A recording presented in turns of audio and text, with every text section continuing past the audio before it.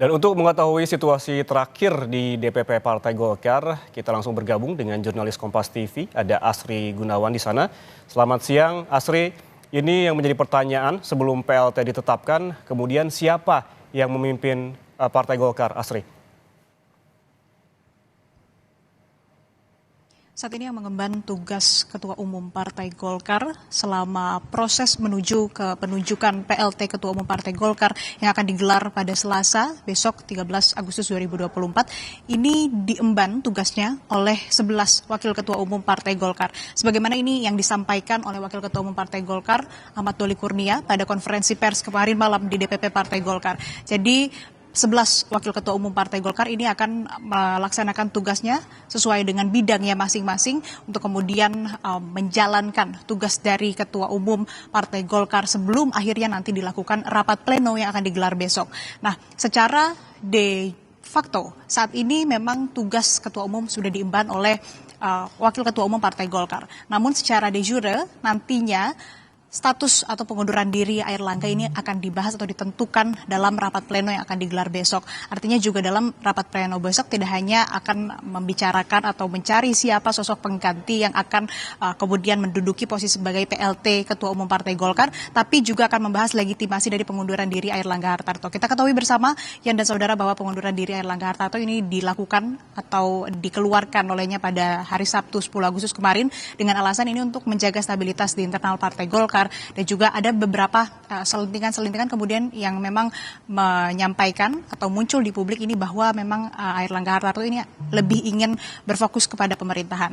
Kemudian kita membahas terkait dengan siapa sosok yang akan menggantikan Airlangga Hartarto, termasuk siapa PLT-nya dan juga siapa nanti Ketua Umum definitif yang akan ditentukan dalam Munaslup. Kalau dari PLT ada sejumlah nama yang muncul kemudian ini untuk menjadi PLT Ketua Umum Partai Golkar. Berdasarkan ADART, Ketua Umum ini bisa digantikan oleh Wakil Ketua Umum. Ada 3 nama yang memang terus ini santer disebut bisa menjadi PLT Ketua Umum Partai Golkar. 2 diantaranya ini adalah Agus Gumiwang, Menteri Perindustrian, dan juga Bambang Susatyo dan Menteri Investasi Bahlil Lahadalia. 3 nama ini santer disebut akan menduduki atau mengemban tugasnya sebagai PLT Ketua Umum Partai Golkar untuk nanti tugasnya juga menentukan Ketua Umum definitif Partai Golkar dalam Munaslup. Di Munaslup nanti barulah ditentukan siapa Ketua Umum Partai Golkar yang menggantikan Airlangga Hartarto.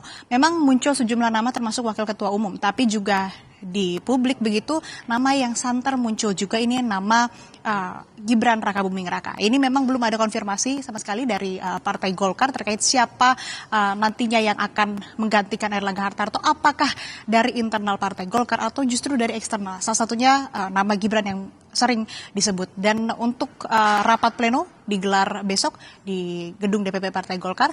Setelah itu barulah Munaslup digelar yang rencananya di akhir tahun di bulan Desember, tapi juga tidak menutup kemungkinan Munaslup dilakukan lebih awal untuk kemudian bisa menentukan Ketua Umum definitif Partai Golkar. Yan.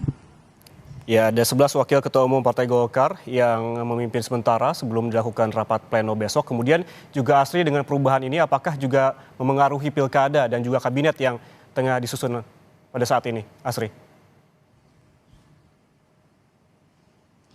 Kalau yang disampaikan oleh elit Partai Golkar kemarin dalam konferensi pers, mundurnya Airlangga Hartarto dari posisi atau kursi Ketua Umum ini tidak memengaruhi sama sekali terhadap calon-calon kepala daerah yang sudah diusung oleh Partai Golkar. Tapi kembali kalau kita melihat dinamika politik, pasti masih tentu cair begitu.